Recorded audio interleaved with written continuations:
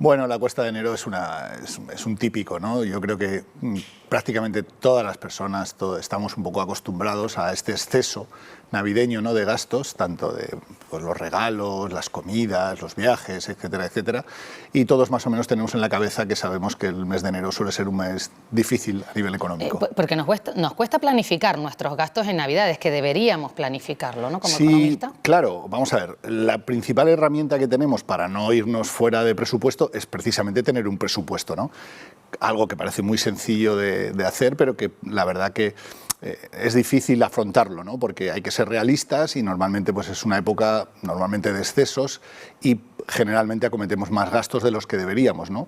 Entonces, claro, el ajustarte a un presupuesto, si tú de partida ya vas a un presupuesto, lo que te implica es hacer una pequeña reflexión y normalmente esto es un ejercicio que es más psicológico que económico, ¿no? Podríamos decir, porque lo que te va a permitir es precisamente evitar aquellos gastos pues superfluos o que no son realmente necesarios, ¿no?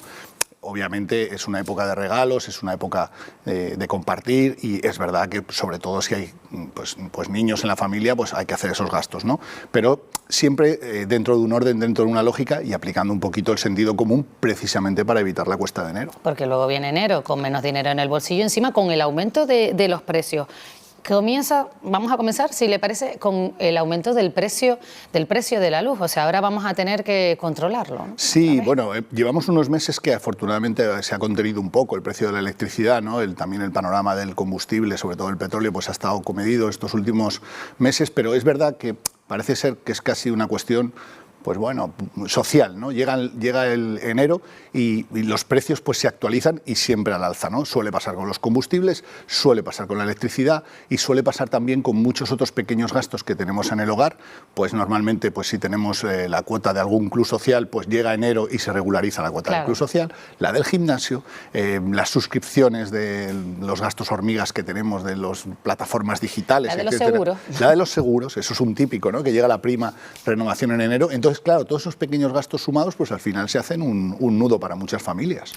También van a subir los alimentos básicos y de eso no nos podemos librar, ¿no? A lo mejor podemos controlar la luz quizás cambiando de compañía, viendo otras ofertas. Sí, ¿Sería una opción, por ejemplo? Sí, hay opciones. Las compañías de la luz, también es verdad que estamos hablando un poco solo de lo negativo, sí, ¿no? Bueno. Pero también es verdad que en enero es época de rebajas y que si nosotros somos capaces de planificar bien nuestros gastos y aprovechamos las ofertas de las distintas empresas que suele haber, ¿no? No solamente si ya hemos aprovechado pues, una costumbre americana que puede venir bien, que es el famoso Black Friday, ¿no? Si adelantamos nuestras compras navideñas, aprovechamos los descuentos de Black Friday y podemos retrasar en la medida de lo posible los Reyes hasta aprovechar las rebajas que suelen empezar prácticamente hoy, pues ahí también tenemos una oportunidad de ahorro, ¿no? Como tú muy bien dices también, muchas compañías que lanzan ofertas de principio de año. Sí que es verdad que cambiar de compañía eléctrica siempre suele ser algún trámite más complicado o cambiar de compañía de telefonía, pero bueno, hay que intentarlo, es una buena medida. Hay que dedicarle quizás tiempo y yo sería una medida de ahorro, pero con los alimentos básicos, si suben de precio, pues bueno, revisar pues, el menú diario, porque subiendo el alimento y subiendo la vivienda son dos cosas de las que no podemos prescindir. Claro, son dos gastos que lo que hacen es realmente tener atrapado a los ciudadanos, ¿no? O sea, cambiar de piso es prácticamente imposible con la oferta de alquileres o de hipoteca que hay ahora, es una situación que tienes que asumir, hay muy poca escapatoria. Y el tema de la cesta de la compra es lo mismo, ¿no? Y más en Canarias, que además dependemos no solo de la subida de las materias primas, sino también de los combustibles, con lo cual tenemos una doble tasa impositiva. Es verdad que luego tenemos alguna serie de ventajas, como obviamente tenemos un tipo de imposición indirecta que es menor que en la península y hay también algunos tipos de productos que tienen una subvención para traerlos a Canarias, pero sí que es verdad que al final esas compensaciones se las suele comer las subidas, ¿no? Poco margen tenemos, ¿no? Ahí ya es un poco el sentido común e intentar, pues bueno, ajustar por otro lado, quitar aquellos gastos superfluos, pues si tenemos X suscripciones a plataformas digitales, pues bueno, aunque nos perdamos alguna serie de moda, pues intentar ajustarnos por ahí, ¿no? Porque vía salarios también es una cosa difícil.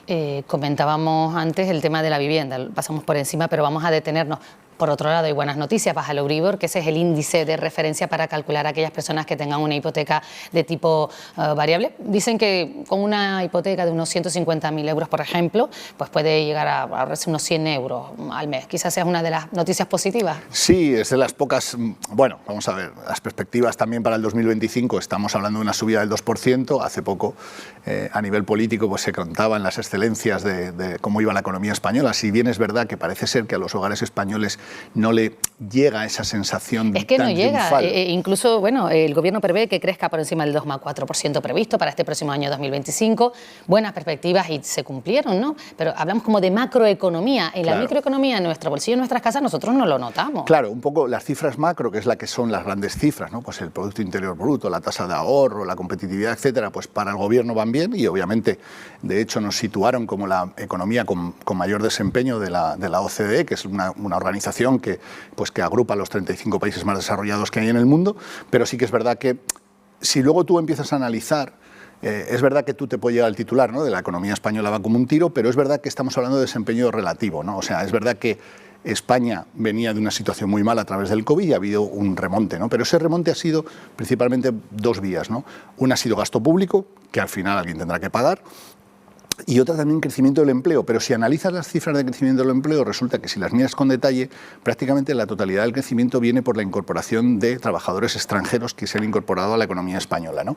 Con lo cual el español medio pues no percibe en sus bolsillos, ¿no? De hecho, el otro día estábamos comentando también las tasas de ahorro, que sí que es verdad que se han aumentado, pero... Quienes pueden ahorrar. Claro, esa es la cuestión. Claro. Efectivamente, ahí es la cuestión. Quien puede ahorrar está ahorrando, pero es que hay prácticamente un 28, casi un 30% de hogares españoles que declaran que no llegan a fin de mes. No, que no llegan a fin de mes. Incluso el otro día hablando con Cáritas, pues el nuevo perfil de personas que van a Cáritas son personas que trabajan, que tienen su sueldo de 1.000 y pico euros, pero es que no le da. Si ganas 1.200, 1.300 y pagas de alquiler 800, 900, vamos a ver con qué vivimos. Vamos a por otra noticia positiva que nos deja la economía también. Bueno, las pensiones suben. Eso es algo bueno para el próximo año, para este año ya. Sí, claro. O sea, vamos a ver que las pensiones o el salario mínimo interprofesional sube, es una buena noticia, ¿no? Precisamente para evitar, normalmente son dos sectores de la población que suelen estar en el percentil bajo de los ingresos, sobre todo, obviamente, el que está en el salario mínimo interprofesional. Hay muchas voces, tanto a nivel político como a nivel social, que reclaman subidas mayores, porque precisamente para evitar lo que estabas comentando, ¿no? Que hay un nuevo perfil de gente de bolsas. No quiero decir pobre porque la pobreza es un término muy relativo, pero sí que es verdad que con poca capacidad adquisitiva, ¿no? Y eso no es bueno, primero, a nivel personal, porque una persona que trabaje y no sea capaz de llegar a fin de mes o no sea capaz de poder ahorrar, si quiere hacerlo, ¿no? Porque bueno, hay gente que vive un poco más al día, le gusta más gastar, pero hay gente que intenta ahorrar y no es capaz de hacerlo porque se lo come el gasto, como estamos comentando, del alquiler o la hipoteca. Entonces, esa gente llega a una frustración personal que es evidente, ¿no? O sea, que tú estés trabajando, que estés aportando y que no seas capaz de ahorrar es muy negativo, ¿no? Sí, estamos hablando de eso, que precisamente, pues claro, hay que ir a subir el salario mínimo interprofesional, ¿no? En eso estamos, y por eso le iba a preguntar, de momento son 15.876 euros brutos al año y se prevé que este año suba el salario mínimo interprofesional. Como economista, ¿cómo lo ve usted? Bueno, vamos a ver. Aquí, por la parte también empresarial. Claro, es que, por un lado, es claro que los trabajadores tienen que cobrar más, está claro que las empresas tienen que hacer un esfuerzo por tener a sus trabajadores bien remunerados, porque si no, al final, lo que tienes son... al empresario le interesa que sus trabajadores estén motivados, porque al final, si no, lo que tienes son, más que trabajadores o tal, tienes casi enemigos a sueldo, ¿no? O sea, porque están cobrando poco, están frustrados, pero por otro lado, entiendo la postura de los empresarios que dicen, oye, está muy bien, pero no solamente a nuestras espaldas hacer que la capacidad adquisitiva de los trabajadores suba, ¿no? Porque también los empresarios aportan la seguridad social de las empresas, las retenciones, una serie de cargas también muy importantes, ¿no? Impositivas, impuestos indirectos que ellos recaudan para luego dárselo al Estado.